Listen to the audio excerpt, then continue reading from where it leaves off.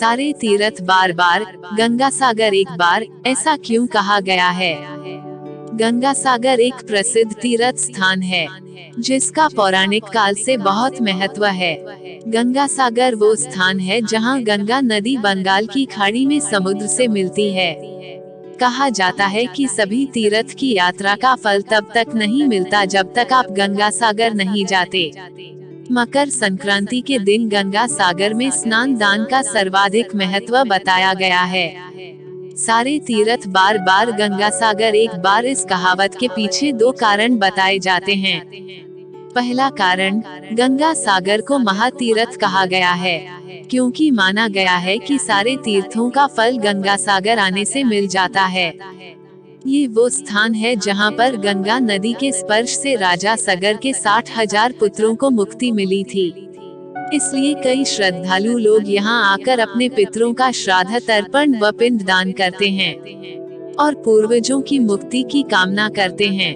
इस कारण से लोग एक बार तो गंगा सागर की यात्रा जरूर करना चाहते हैं।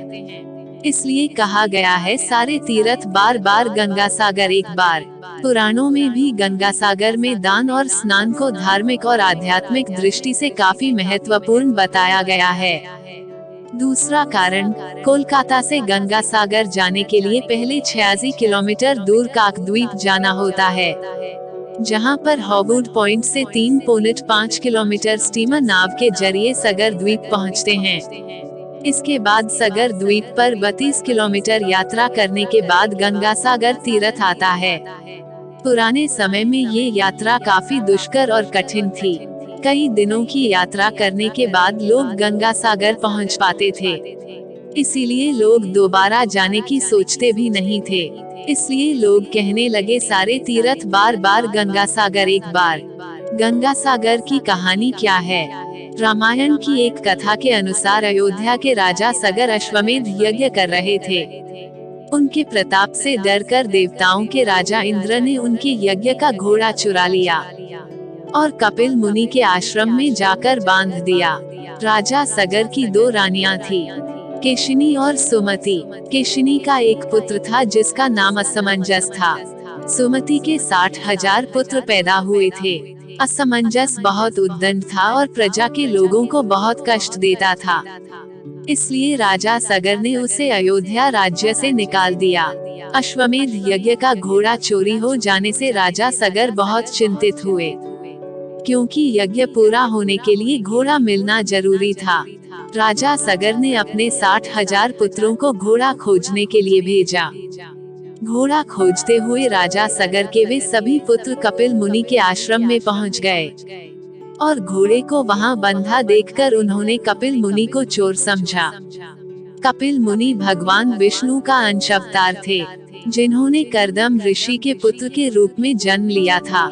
राजा सगर के पुत्र कपिल मुनि के बारे में नहीं जानते थे और उन्होंने मुनि का काफी अपमान कर दिया। इस अपमान से क्रोधित होकर कपिल मुनि ने राजा सगर के पुत्रों को श्राप दिया कि तुम सब अभी भस्म हो जाओ। मुनि के श्राप देते ही तुरंत राजा सगर के 60,000 पुत्र वहीं भस्म हो गए। जब काफी समय बाद राजा सगर के पुत्र वापस नहीं आए, तो उन्होंने अपने पुत्र अंशुमान, जो कि असमंजस का पुत्र था, अपने चाचाओं का पता लगाने के लिए भेजा। अंशुमान भी खोजते खोजते कपिल मुनि के आश्रम पहुंच गया। वहां उसने यज्ञ का घोड़ा और हजारों की संख्या में अस्थि पिंजर और राख देखी, तो वो समझ गया कि क्या हुआ होगा। अंशुमान ने कपिल मुनि की स्तुति की और कृपा के लिए प्रार्थना की। कपिल मुनि ने प्रसन्न होकर आंखें खोली।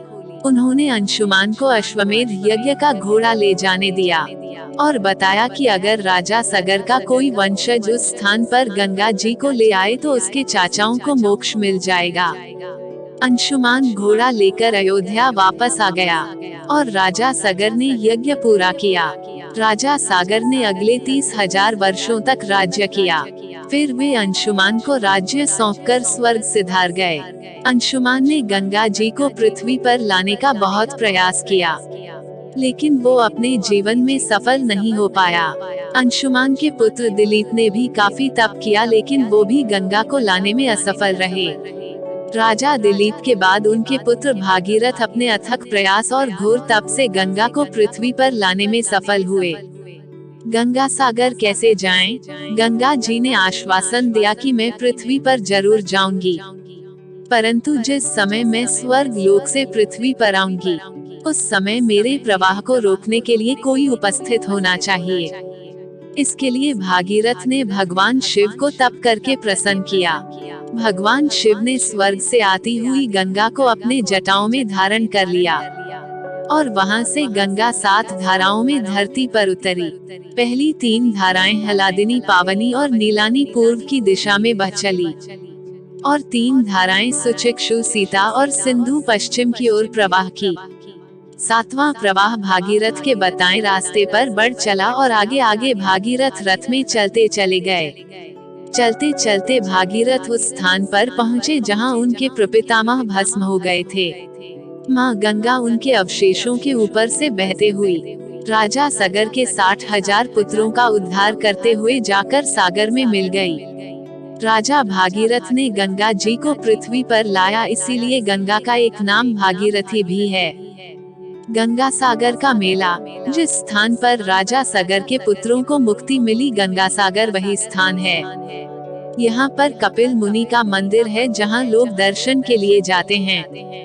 गंगा जी जिस दिन पृथ्वी पर अवतरित हुई वो मकर संक्रांति का दिन था।